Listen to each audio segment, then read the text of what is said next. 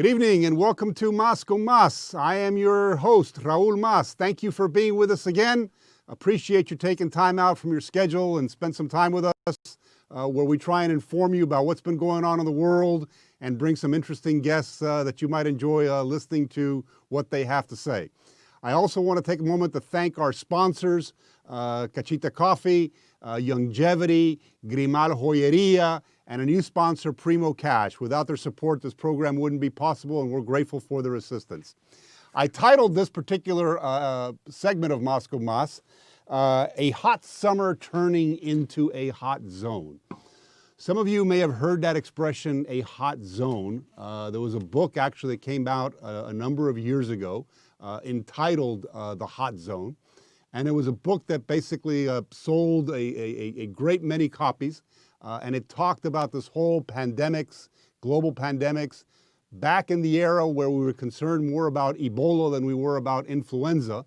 But it was a terrific book. A lot of movies came out of that sort of time period regarding pandemics and Ebola and the fears. And the title of that book was The Hot Zone. And it refers basically to the area in the CDC laboratories where they deal with the deadliest pathogens in the world, including Ebola and now diseases like COVID-19, et cetera. And we're obviously in the middle of a very hot summer, but we're possibly going back into a hot zone from the standpoint of what is happening with COVID-19. For the past 5 weeks, we've seen a steady increase in the cases of COVID-19 in America. We had flattened out, and now all of a sudden we're back up again on an upward slope. We've had now 3 million confirmed cases, 132,000 dead in America. Yesterday, Thursday, there were, I believe, somewhere north of 60,000, I believe it was 62,000 new cases as of yesterday in the United States. And here in Florida in particular, we've seen a 35% increase just last week in the number of COVID cases here in South Florida. And, you know, I've said it before and I'll say it again. We need to pay attention to this, folks. You know, this disease is not going to go away on its own volition. We're trying to reopen the economy. We need to continue to wear these masks. But if we can't get this economy back on track and if we can't do it in a way where we remain healthy, this thing is going to basically, turn things around again, and we don't want to go there. I noticed a particular story that caught my attention. The ICU hospital beds in South Florida are now at 90% capacity. The normal number of hospital beds, I think, are now close to sort of 50% capacity. We have the ability to surge those numbers and create more ICU beds. Some time ago on this same program, I brought to you some photographs and some images of the new ICU ward that has been set up at the Miami Beach Convention Center by the U.S. Army Corps of Engineers to help support any sort of pandemic here in South Florida, or an increase, I should say, dramatic increases in cases. They have about 450 beds there that they could bring to bear, but we don't want to have to use that. Hopefully we don't get there. It's there, it's ready to go. It's been ready for several months now. The Army Corps of Engineers did a terrific job. The Army would also support us with doctors and nurses and doctors and nurses from the Guard and the Reserve units as well. But we really don't want to have to go there. And again, we can argue all we want about, the origins of the virus and, if this is some sort of conspiracy, which I don't believe it is. But at the end of the day, we've got a bad situation out there. And I really encourage all of you to pay attention to it. Wear those masks. Yeah, they're, a pain in the butt sometimes or a pain in the face sometimes. But, if it helps keeps us safe, if it helps save some lives, I encourage everybody to do so. And the reason I do it is not just because of a health standpoint, but, from what we're seeing is there is a very close correlation with what's going on in terms of this resurgence of COVID and what's happening in the economy. Yesterday, for example, Thursday, the market was down 300 points, in the course of the day, over 300 points. A lot of it had to do with the news that the cases were coming back again. The COVID-19 was, back on a roll again. And that sent, the stock market down several hundred points. You had United Airlines, you had Wells Fargo talking about the fact that they might have to lay people off because obviously, particularly in the case of United Airlines, folks aren't traveling. And as I've mentioned before, Florida is highly dependent on tourism. You know, we've got to do a lot of convention business, or we used to do a lot of convention business here in South Florida. We're the cruise capital of the world. And to the extent that this COVID-19 continues to serve as an anchor for these industries trying to move forward, that's not a good thing. It's not a good thing for any of us here in South Florida. So don't just do it for your health. Don't just do it because you want to stay safe. Don't just do it because you want to protect the elderly in our community. Do it because you want to see our economy recover. Do it because you want to get back to work. Do it because you want to get rid of the old normal, the new normal, I should say, and go back to the old normal where we don't have to wear these masks, okay? But we all have to do our part in order to make that happen. And unfortunately, there is that correlation between what's happening with the disease and what's likely to happen with the economy and the recovery. And we need to pay attention to that, not just for health reasons. We had some jobless claim numbers yesterday. 1.3 million roughly new jobless claims numbers, slowly declining, but still, you know, we've had, I think over 15 weeks now, we've had, you know, jobless claims over 1 million each week. So we are still facing some strong headwinds in terms of getting out of this hole. We still have probably about 30% of our population unemployed or underemployed, and we still have a ways to go. I don't think it's going to be over by year end, but we need to make sure that we were able to control the spread of this virus so that we can get our economy back on track and hopefully make things a lot better. There was some good news this morning at the opening of the market. Gilead Sciences, which is one of our premier biotech companies, working on a drug called remdesivir. You've probably heard it before. Some studies suggest that it may reduce the deaths related to COVID-19 somewhere north of 60%. That's an incredible number. It has to be verified. It has to be, you know, peer, verified by peers and in peer journals, you know, scientific journals and things of that sort. But that's a very encouraging number. Some other information came out earlier this week that the U.S. is committed to spending upwards of another $1 billion in making sure that we get these vaccines out as soon as possible, as soon as they're available, which will hopefully be in the fall or winter of this year and next, you know, getting into January, February. So we're hoping that by year end, we'll finally have a vaccine available that will help, you know, put an end to this virus. But until then, we got to do our part to make sure that economy continues back on track. Right down the street from where our studios are located. We are right here at the entrance to Doral, Florida, Cachita Universal Studios, part of ENTV USA. But right down the street, we have the headquarters for U.S. Southern Command. U.S. Southern Command is what's called the Geographic Combatant Command, responsible for all of our military activity south of the border, in Central America, in South America, and really in the Caribbean. Mexico is actually handled by U.S. Northern Command, but Central America and South America and the Caribbean is managed out of Southcom headquarters here today.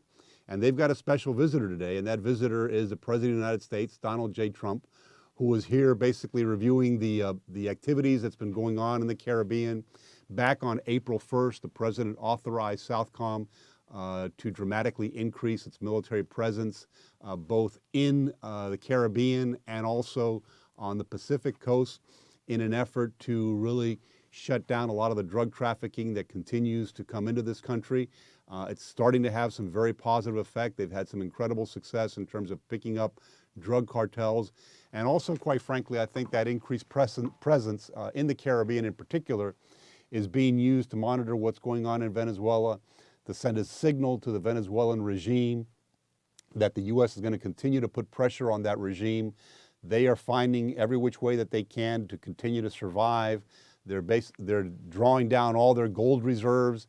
They continue to find ways to violate embargoes and get oil out or bring in products that they shouldn't be bringing in.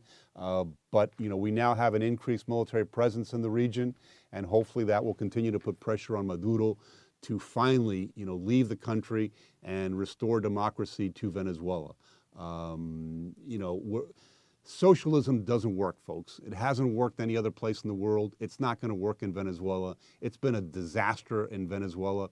This is a country that really has the highest proven oil reserves in the world, as well as natural gas reserves. And as of a couple of weeks ago, they had, I think, exactly one rig pumping oil and another rig that was looking for natural gas. That was it. You know, in a country that has some of the largest proven oil reserves in the country, in the world, I should say, and they're struggling to produce oil and sell it, even at these ridiculously low prices. They've been so incredibly inefficient. They've completely forgotten about maintenance for so many of their oil rigs. And that industry has just gone from being one of the leading industries in the world in Venezuela, one of the leading producers of oil, and is down to one or two rigs that are fully operational. So you can imagine what a steep decline that has been for Venezuela and the impact that it's had on the Venezuelan people that were highly dependent on that oil revenue to survive and move forward as a country. Other news this week, a lot of news still coming out of the Supreme Court. We saw earlier this week the Supreme Court sort of punted on the whole issue of the tax documents. They said two things. Number one, they said the president is not above the law. So a prosecutor that wants to take a look at the president's tax returns or whatever can in fact do so. But these congressional committees that want to use those tax returns for a political witch hunt or to go after the president, they're not going to have such an easy time doing that. And in fact, in both those cases, both for the prosecutor and the investigations from House committees, they have been pushed back to the lower courts with instructions to take another look at them and really take a good hard look at the president's role, the executive branch, and executive immunity in relation to both of those cases. Bottom line to all of this is we're not going to see the president's tax returns anytime soon. This is still tied up in litigation. It's gone to the Supreme Court. The Supreme Court has now pushed it back to the lower courts with some instructions to revisit the issue, taking a look at some constitutional items. But Democrats are not going to get a chance to see the president's tax returns anytime soon, and that's just a fact. We also saw another important Supreme Court decision regarding the Little Sisters of the Poor. You may remember that name. It's gone back to the Obama administration. They were very against having to offer contraceptives for their employees. And the Supreme Court has come back again and basically said that no, they do not have to offer any sort of contraceptive services to employees that work for them because it's against their religious convictions. So strike that as a victory again for religious freedom in America. And as many people have said, it's really tough when you're going up against an organization whose names are the Little Sisters of the Poor. It just doesn't look good, right? I mean, you're sort of trying to impose your will on the Little Sisters of the Poor. Folks just don't buy it. And especially when it comes to religious freedom, they've actually struck a blow for all of us. Joe Biden actually says, he would rescind the exemption that Obama had originally given them, that he would rescind that if he were to come back into power. So we know where he stands when it comes to religious freedom. He is absolutely in the opposite camp and absolutely in the camp of the abortion providers. One other item that you may not have been paying much attention to, but I certainly have. There are two Canadian citizens that are being held hostage by the Chinese government, all because the Canadian government has agreed to go along with an extradition request for one of Huawei's senior executives that's in Canada. She's going to be extradited to the U.S. to face bank fraud charges here in the United States. And what did the Chinese Communist Party do? They seized two Canadian citizens and they're holding them as hostage in an attempt to put pressure on the Canadians to not extradite that woman to the United States to face those fraud charges in the United States. Absolutely outrageous on the part of the Chinese Communist Party, but sort of par for the course and what we've seen from other communist regimes. That's what they do when they're under pressure. A lot of things going on in Hong Kong as well. They've implemented the new security laws in Hong Kong that have really put a damper on the freedoms that the Hong Kong residents have enjoyed for such a long period of time, literally for over a century. And the Chinese government has basically stepped in now and said, no, you cannot do that anymore. You can't have those freedoms. You can't protest openly on the streets. And that has also put a big strain on the relationships between not just Canada and Hong Kong, but also the United States. Really the entire sort of civilized Western world is looking at what China is doing with Hong Kong and coming to a conclusion that these folks are not good actors.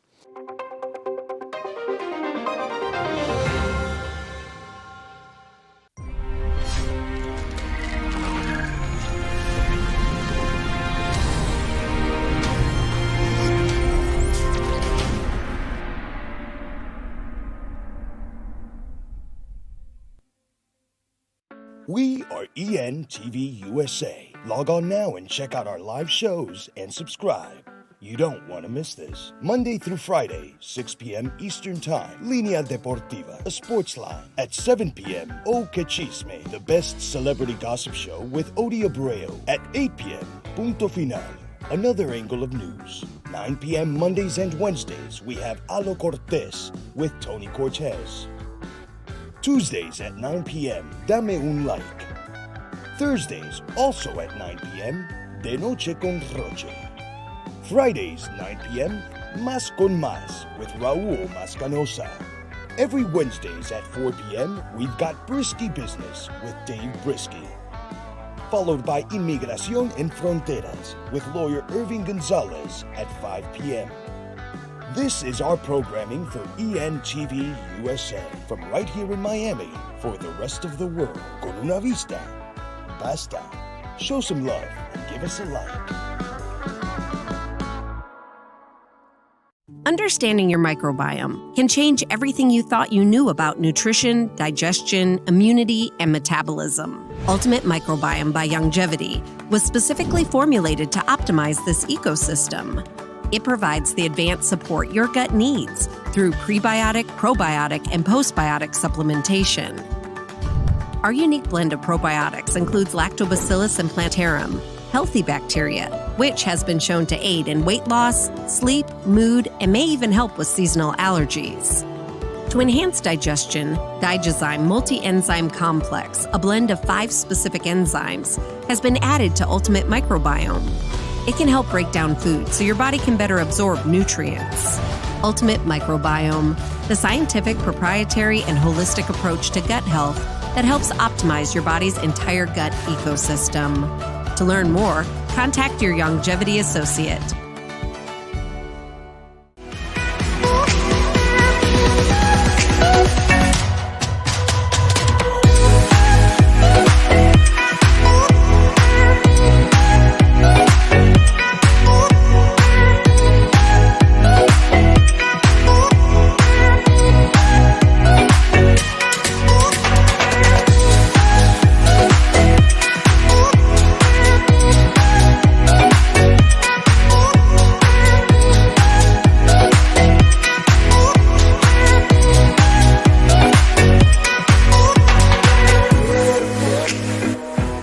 To stay healthy, it's crucial to make sure you get the nutrition you need every day.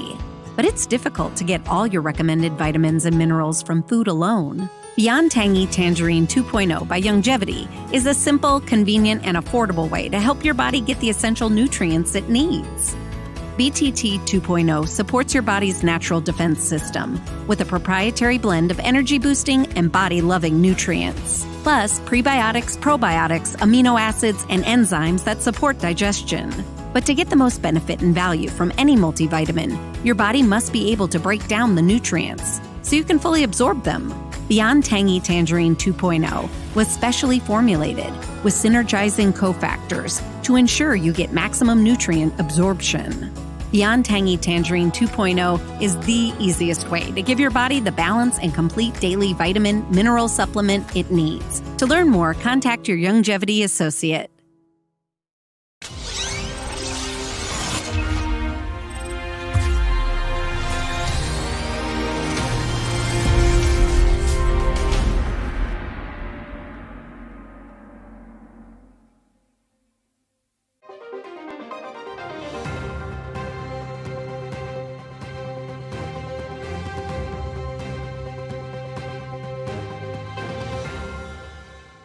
Welcome back. Thank you for being with us on Moscow Mas. Thank you for staying with us. I've got an interesting guest for you this evening. His name is Joseph Stong. Joseph and I have become friends primarily through the internet, through LinkedIn in particular. I've been following Joseph for quite some time. Very interesting gentleman, writes beautifully. You can tell that there's a fantastic education behind a lot of what he's writing on LinkedIn. Very open and honest about his feelings on different subjects, particularly in this crisis that we're in and the sort of delicate political circumstances that we're facing. Joseph, welcome to Moscow Mas. Thank you for being with us. And let me start by saying you're out in Lander, Wyoming. Is that correct? Yes, that is. Lander, Wyoming, the God's country. Yeah, so what's the weather like out in Lander? I mean, we're here in Miami, it's hot and humid. What's going on out there? It's hot and dry. We're in a semi-arid part of the country. It's sagebrush, no trees. Imagine the face of the moon with sagebrush on it, and that's this part of Wyoming. So just out of curiosity, what's the situation in Wyoming with COVID-19?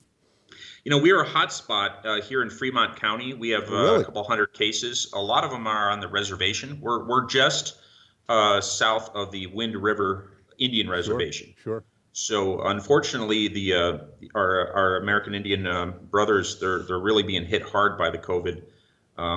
For the rest of us, we think we all got it in January and February. The college itself shut down in March when the first actual cases started popping up and people started going to the hospitals. So the entire college was shut down. The students were sent home. And we finished the year virtually via Skype or Zoom. But around June, the state reopened and we're back in business now. All the students are returning. But the COVID-19 is still circulating in the general population. So it's, thanks be to God, we haven't had many fatalities. We've had a few, and tragically, in some of the families on the reservation have died. Right. But generally speaking, we're back to normal. It seems like a normal year. Real quick, tell our audience a little bit about Wyoming Catholic College, a relatively new institution, correct? Yeah, so it was founded in 2007 by a very eclectic group of founders who wanted to do something new, something had never been tried before. It's a hybrid model of the great books, liberal arts curriculum, returning to the sources. So there's no textbooks. Mm-hmm. It's the original sources. So if you want to learn about Plato, you read Plato. If you want to learn about Martin Luther, you read Martin Luther. Everyone reads the Bible all 4 years. Without biblical literacy, you really can't understand Western civilization. So there's theology, there's philosophy, there's art, there's literature, there's the humanities, there's rhetoric and oratory.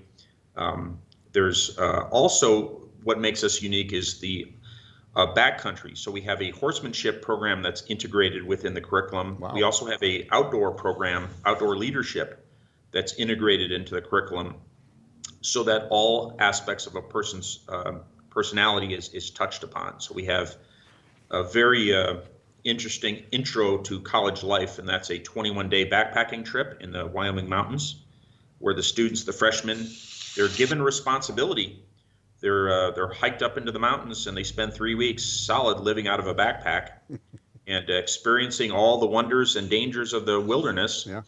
And learning how to navigate literally with map and compass and leading their own group through the mountains. So they were given real responsibility. Then they come down and they hit the books. But every semester from the beginning, the students themselves have to organize and go on some type of high adventure backcountry trip somewhere in the country. So there have been kids who've done deer hunting in Wisconsin. They've done rafting in Oregon. They've done canyoneering or mountain climbing, but they have to organize it. They have to promote it, soup to nuts. They have to do it, and then take their upperclassmen taking younger classmen out in the backcountry and coming back safely. Fantastic. So, Listen, I'm a big advocate of experiential education in the outdoors. I'm a graduate of the Outward Bound program a long time ago in a galaxy far, far away. But I think being out in God's country and that combination of having both God and country as part of your curriculum is absolutely fantastic. Now, you studied philosophy, correct? Yes, I did. I studied in Rome, Italy for 4 years back in the 1990s. I got my licentiate degree from the Pontifical Athenaeum Regina Apostolorum there near the Vatican. Sure. I studied classical humanities in España, in Salamanca de España. So I learned Spanish in Spain. I learned Italian in Italy. And I've dabbled in other languages as the occasion arises, whether it be French or Korean. Well, no question you're a learned man. And I want to start, Joseph, by something that caught my eye the other day, which I think is very important. I mean, look, we're all in this mess with both the COVID-19, the issue of George Floyd, the riots and the looting going on in America. And you made a point that really resonated with me and I think would resonate with a lot of people, in which you said, and let me quote here if you don't mind, "In today's atmosphere, it's imperative that Christians spread the gospel message of mercy and forgiveness.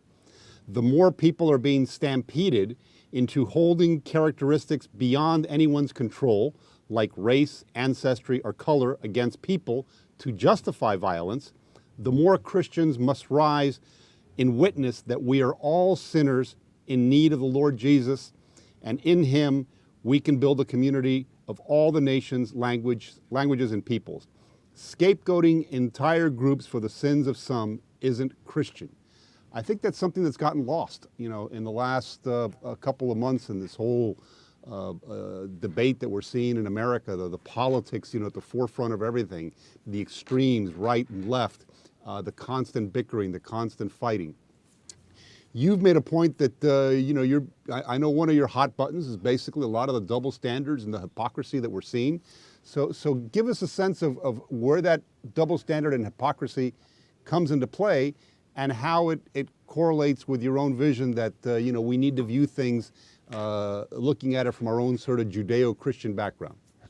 Right. Well, I think a lot of the genesis of what we're seeing today is straight up Marxism. And originally, the original Marxists believed, interestingly enough, in a scapegoating. The premise of Marxism was scapegoating, that there are poor people and there's rich people, and all the problems of the poor are caused exclusively by the rich. And the rich somehow, their rights, their inalienable rights, are erased because the poor people are suffering, which divides humanity into the us versus them. And the us can do anything we please, and the them have no rights, and we can annihilate them at will. Christianity starts out from the perspective that all human beings are made in the image and likeness of God, that all human beings are called to unity and union with God and with one another, and that all human beings are sinful. We all have fallen, and we all need a savior. So the conceit of Marxism, you could say it's premised on a lot of bad ideas or bad interpretations of ideas. One of it being that the system will make you holy and not a relationship with God. That holiness or being a successful person is exterior rather than interior. Right. That all evil is exterior and not interior. Whereas Christianity realizes that insofar as all people are fallen, that we all have a tendency in concupiscence towards evil, that anytime you have unaccountable power, whether it be in business or church or government, you're going to have corruption and you're going to need reform. And so that's something that's missing. And it's so patently obvious that that's the case. No matter what your motive for your policies are, to the degree you have unaccountable power, you or your next generation is going to be absolutely corrupt. And that's universal. It doesn't matter your color, doesn't matter your background, doesn't matter your culture. That's an ironclad rule of humanity that we can see in the historical record. Whereas the Marxists are constantly chasing these utopian fictions that somehow the state is benign and neutral, even though it's made up of people, or that somehow my tribe is somehow benevolent and neutral or only ever good, that if you're a minority, a protected minority, there's no bell curve. There's no good ones and bad ones. They're solidly good. These are just insane, unfounded beliefs. They don't have any bearing with reality, but they're very powerful. When you begin to be, there's a reason why the Nazis were able to do what they did, and partially was because their sense that they were justified. And so anytime a small group feels that they're absolutely justified and nothing they do could possibly be wrong, then their conscience will not alert them to the fact that they're being unjust. Right. Listen, I think it's a very important viewpoint. You know, at the end of the day, we're all part of one race and one race only. That's the human race. Our skin color shouldn't matter. Our ethnic origins shouldn't matter. A lot of that's gotten lost in the debates these last couple of weeks. And I think this message that you're putting forward that, hey, let's take a step back here. Let's realize that, you know, we're all sort of fallen. We all have our faults, but we're all part of this one great, you know, human race. And we need to move forward. And we can't let the sins of our past ancestors or whatever define who we are today and be used as a wedge issue to create more friction and more division in our society. That's right, because it's a two-way street. If I have to account for the crimes of people that randomly look like me from 1,000 years ago, then the other side is going to have to start paying that same debt. The other thing is that if your feelings are hurt, that doesn't give you privilege, and it doesn't erase the rights of others. Right. So being angry, okay, you're angry, but that doesn't mean that the person I'm angry with suddenly loses all rights to their humanity. Right. And it doesn't suddenly, because I'm angry, doesn't give me any special privileges. And yet that's how it's being promoted. In the name of equality, we are actually creating a stratified country whereby the victim classes are actually being treated as the elites, as the nobility, and everyone else are being treated as the serfs. Right. And you know, in the Middle Ages, there were two sets of laws. If you were an aristocrat, you had a special category of law for yourself within that class, but you had very little responsibility to the serfs beneath you. So if you offended a serf, nothing happened. If the serf offended you, the serf could lose his life. Right. It's strange that the people who call themselves progressives are actually recreating feudalism. They're recreating a stratified, unequal society, and they're justifying it, all in the name of equality.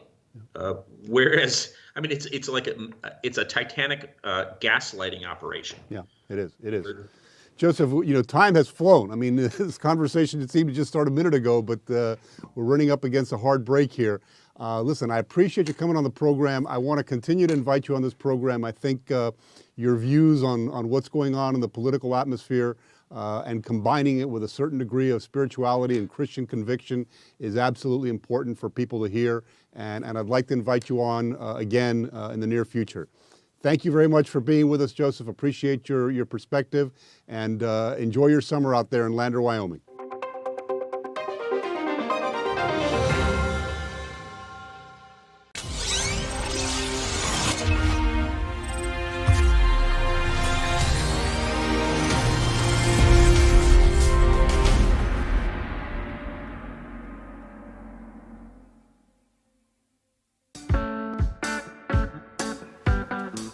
Our NTV USA platform has its own smartphone applications.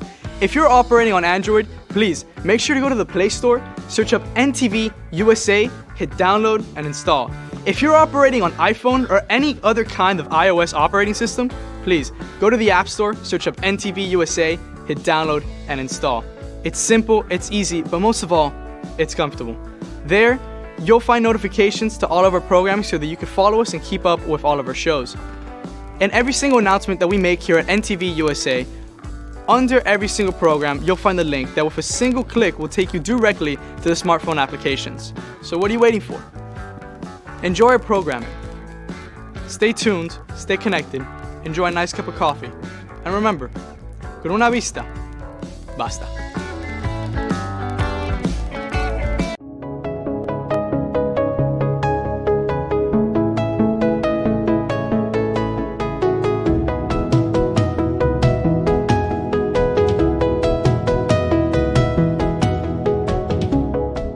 A strong heart is a happy heart. Your body's systems depend on a healthy cardiovascular system to thrive. Without a healthy heart, you could experience symptoms like fatigue, aches and pains, dizziness, or shortness of breath. Youngevity developed Ultimate EFA Plus with a proprietary balanced blend of essential fatty acids. We started with flaxseed oil. It's been shown to improve the elasticity of arteries and support healthy blood pressure. Next, we included cold water fish oils, rich in omega-3s that can promote a healthy cardiovascular system and even increase levels of good HDL cholesterol.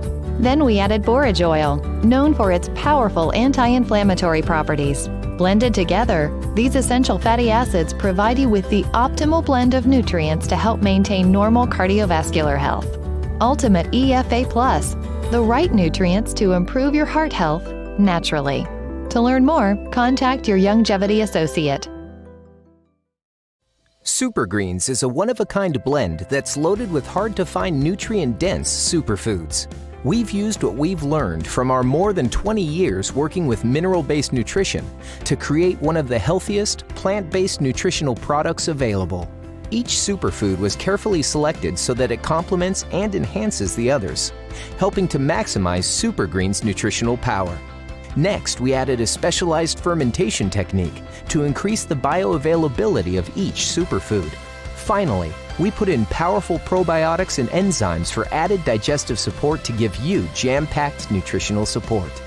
Youngevity Super Greens, the highly alkalinizing super supplement that helps balance your body. It's the superfood-powered way to get more organic fruits and veggies in your day, all in just one scoop. Check with your Youngevity distributor to learn more.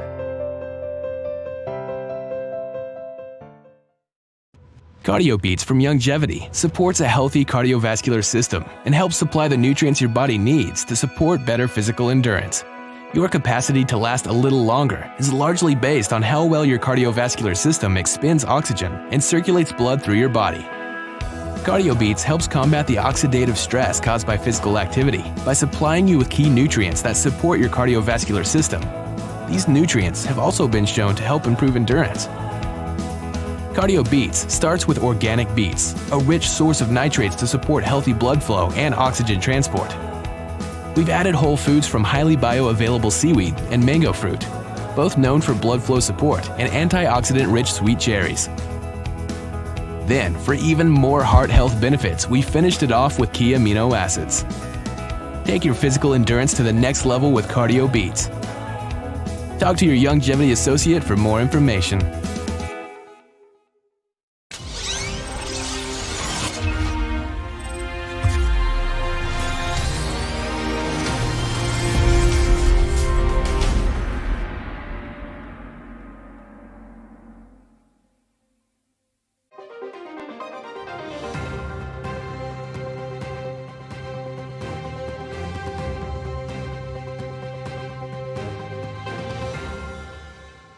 Welcome back to Más con Más. My next guest, Miguel Sosa, is the founder and managing director of a company called Premia Global Advisors, located right here in Coral Gables. Miguel is a very experienced money manager, had a very long and successful career at Merrill Lynch before launching his own firm. Truly a subject matter expert on what's going on in financial markets. I always enjoy talking to him and getting his perspective on what's happening in the world. Miguel, welcome to the program again. And tell us a little bit more, if hopefully I didn't butcher the name and I didn't butcher the description of the firm, but tell us a little bit more about how long you've been around and the focus of your company. Thank you, Raul. Always great to spend some time with you. So yeah, Premia was founded in January of 2016 after about 33 years of being with Merrill Lynch and working mostly with international clients, but also with US-based individuals and families. And we've continued that service here at Premia. We're very fortunate to have the commitment of our clients throughout that process. And right now, we're enjoying the growth that we've had and frankly, the loyalty of our clients over time. So Terrific. It's been challenging times, but it's been a wonderful opportunity. Terrific. Listen, right before the program started, I actually watched your latest update, the July update from Premia, which is available on YouTube. Terrific, by the way. I encourage anybody that's interested in what's going on in financial markets, go to YouTube. Take a look at that July update from Premia Global Advisors. I think you'll find it very interesting. But you start off that video by talking what we've all seen and lived these last couple of months. this incredible roller coaster that we've been on really since the beginning of the year, right? Sort of had a lackluster first quarter, second quarter, all the action, the fireworks, began and tumbled down to, I think, just below 19,000 on the Dow Jones. And now we're back up in the 25,000 plus territory. It truly has been a roller coaster. And what I'm seeing, Miguel, is this sort of tension between what I consider to be a certain amount of optimism that we're seeing in terms of the market wanting to surge forward, sort of make up a lot of that lost ground. But particularly right now, sort of the 2 steps forward, 1 step back, or maybe it's the other way around, 1 step forward, 2 steps back, because of the continuing concerns of what's going on with COVID-19, the resurgence of these cases.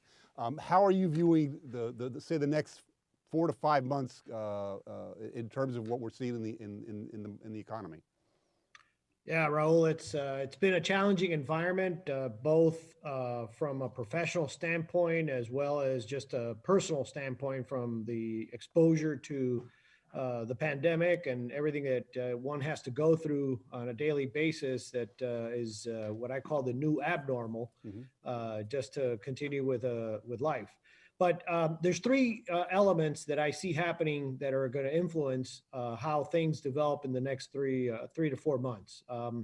The first one is just the how we handle the pandemic, how as a country we handle the pandemic. And by the way, it's not just our country, but it's a global thing. And certain countries have done, in my opinion, a better job of handling it. Maybe it's smaller countries, maybe they have more control, whatever the reason may be, but they appear to be more under control. So the first element of concern going forward is the pandemic itself and the ability to control it. The second one is the economic environment. We have been held up by a lot of what I call artificial stimulation by virtue of the Fed lowering interest rates to zero and increasing their buying power of just about anything that looks like a security out there to try to hold up the markets. And kudos to them. The situation economically in the country is somewhat stable in this environment. But, that's not something you can continue to do forever. Right. And then, lastly, we have the election. And the election is going to bring with it a great degree of uncertainty. How this thing shakes out, and nobody knows at this point, is going to determine how markets react and how markets absorb the new administration, whatever that means. So those are the three things that we're looking at very carefully to see how they evolve in the next few months. Yeah.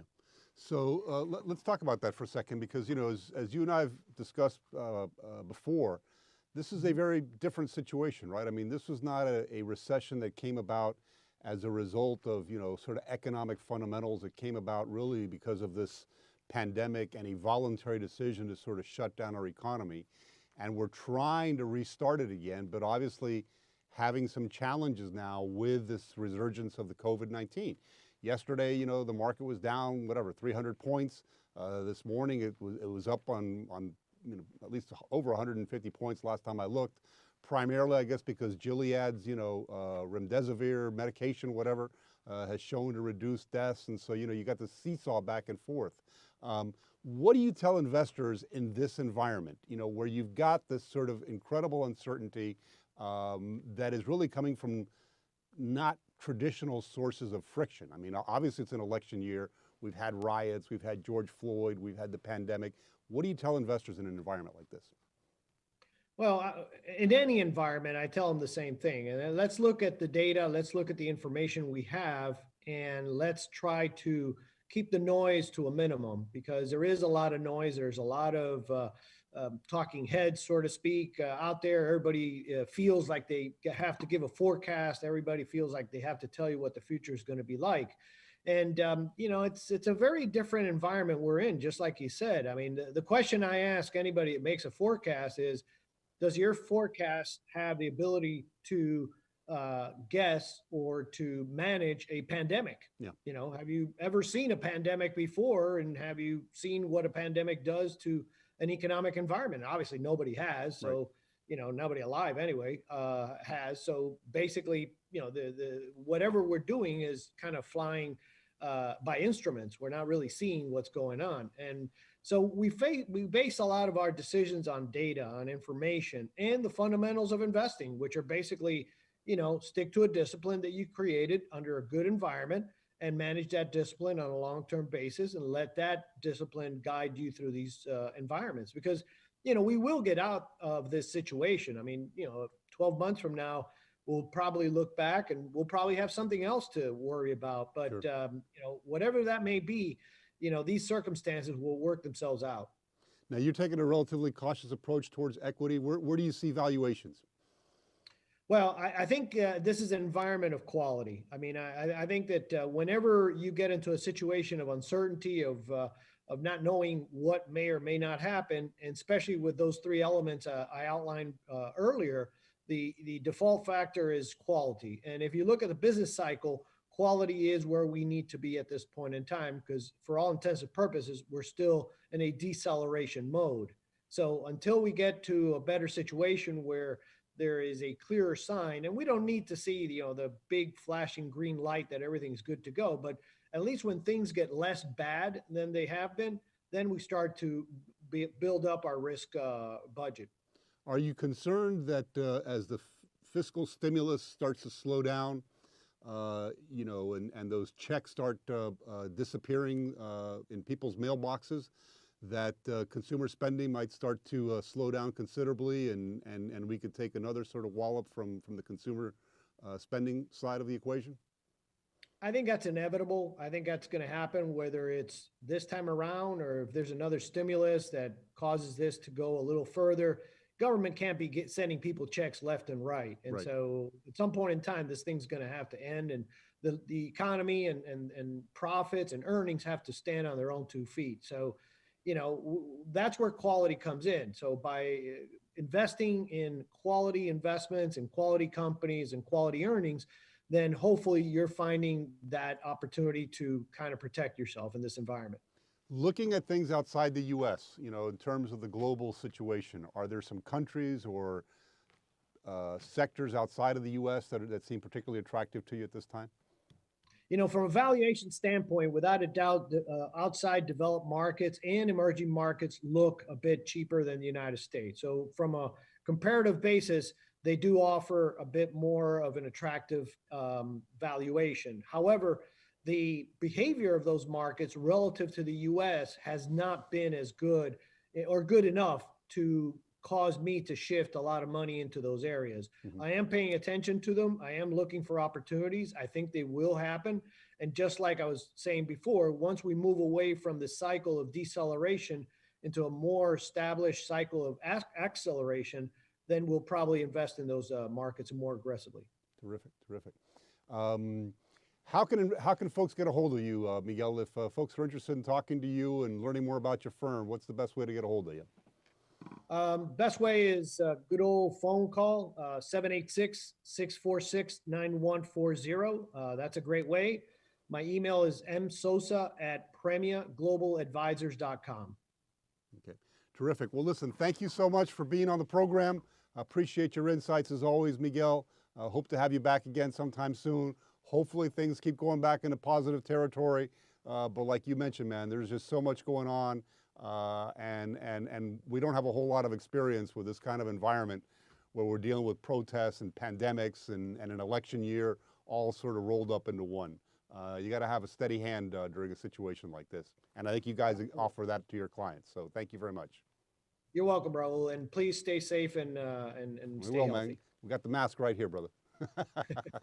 Take care, Miguel. Thank you so much. Miguel Sosa from Premia Global Advisors right here in Coral Gables. If you need a good investment advisor, he's your guy. Thank you again, Miguel.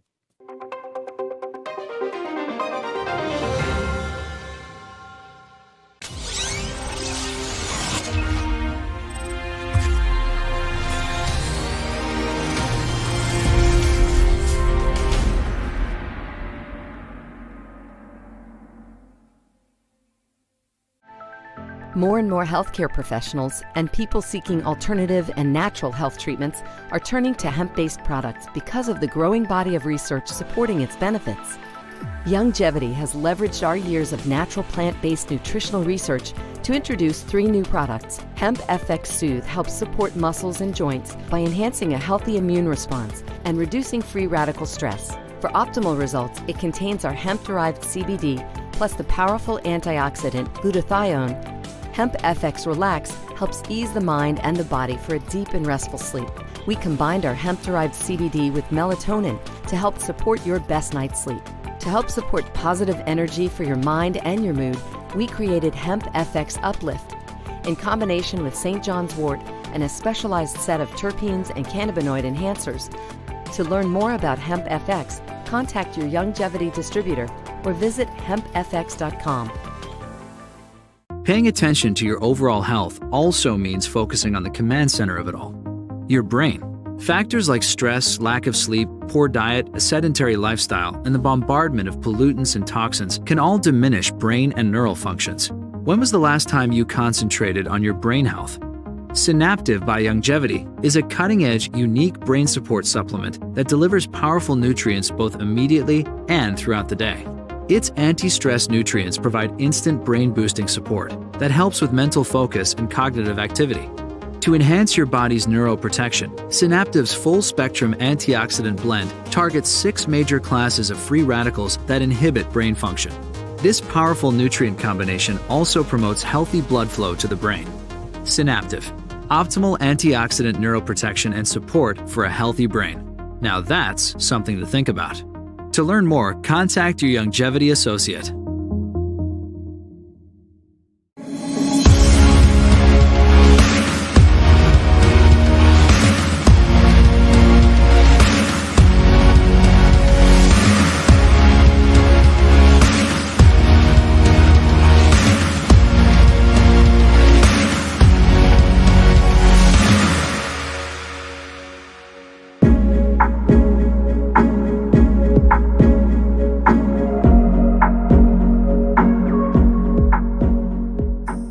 As you age, factors like health, weight, diet, and lifestyle can all impact your bones, joints, and general mobility. Over time, you might start to experience stiffness or pain due to damaged joints or connective tissue. Ultimate Glucogel by Youngevity was created to help you limit the effects of wear on your joints. It delivers a daily dose of collagen-rich gelatin your body needs for joint elasticity and maintenance. Ultimate Glucogel contains a 1-to-1 ratio of gelatin and glucosamine sulfate, which is a key building block of your bone matrix, cartilage, ligaments, tendons, and connective tissue. Gelatin's unique blend of amino acids not only help with muscle and joint health, but also has been shown to provide additional benefits for the brain, skin, and hair. Ultimate Glucogel. Natural, optimal daily support for joint health. To learn more, contact your Youngevity associate.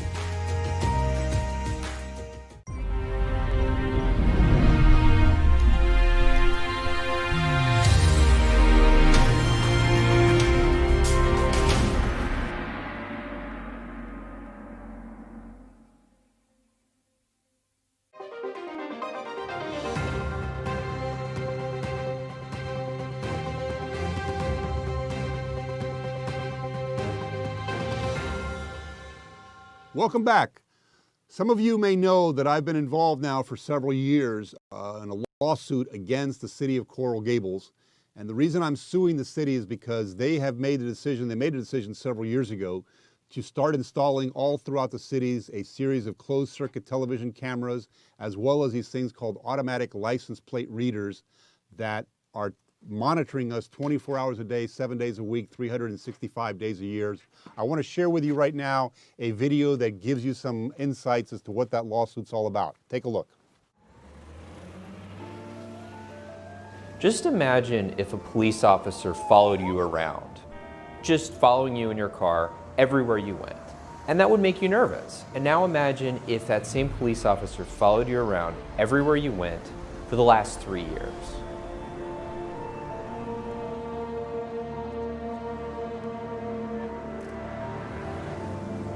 The city of Coral Gables is a suburb of the city of Miami. A beautiful residential community that happens to sit right in the middle of Miami-Dade County. I've lived here practically my entire life. It's a city that I love. But Big Brother has now taken over our city. We have now automatic license plate readers and closed-circuit television cameras positioned all throughout the city of Coral Gables. I reached out to the New Civil Liberties Alliance because I realized, quite frankly, that my own government, the city of Coral Gables, is spying on me 24 hours a day, 7 days a week, 365 days a year, day and night. And I think that's wrong. The Constitution of both the United States and, in this case, the state of Florida is very clear. Government can't follow you around and record your movements when you haven't done anything wrong. We're asking this court to prevent the city from operating its system without reasonable and constitutionally appropriate limits. They have no right to this information in the first place, and information in the government's hands can be dangerous.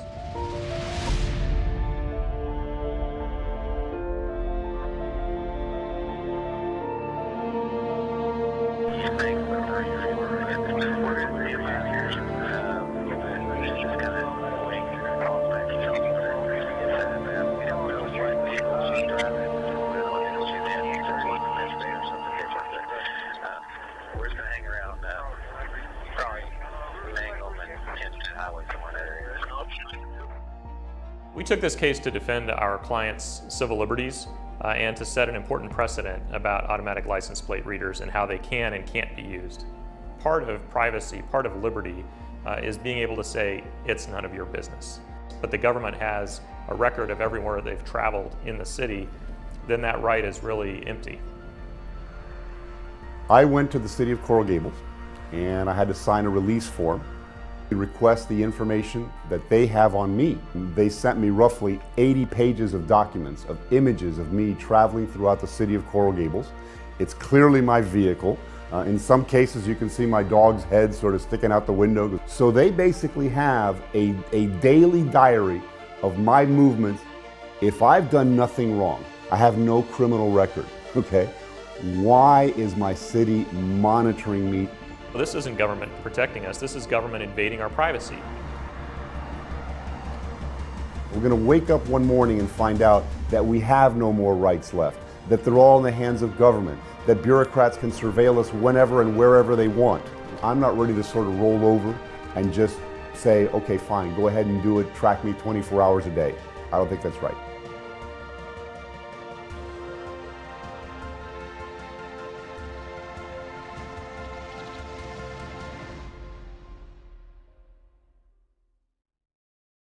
So that video shows you what the lawsuit is all about. I wanted to give you an update on where that case stands. We filed our lawsuit against the city of Coral Gables back in October of 2018. A judge did not actually hear our case until April of 2019. The city of Coral Gables tried to have the whole thing dismissed. The judge took it under advisement and listened to our arguments, considered them very carefully. But in October of last year, she came back with her ruling that said that we could in fact proceed on our constitutional arguments, that this is a violation of privacy both under the U.S. Constitution as well as the Florida Constitution. So for the past several months, we've been involved in what's called the discovery phase, going to the city of Coral Gables, requesting documents, requesting to depose officials from the city of Coral Gables to truly understand how this surveillance system operates. And I can tell you, what we found right now is somewhat shocking. We can't really go into the details yet, but you'd be surprised how many images and how much monitoring is being done by the city of all of us that either live in the city or travel through the city. Keep watching us, keep watching this case. It's important. Your freedom is important. Your liberties are important, and they do not necessarily have to be going against law enforcement. We can have good law enforcement without having our privacy violated. I believe that. Thank you for being on this program, watching our program tonight, Mas con Mas, and look forward to seeing you again real soon.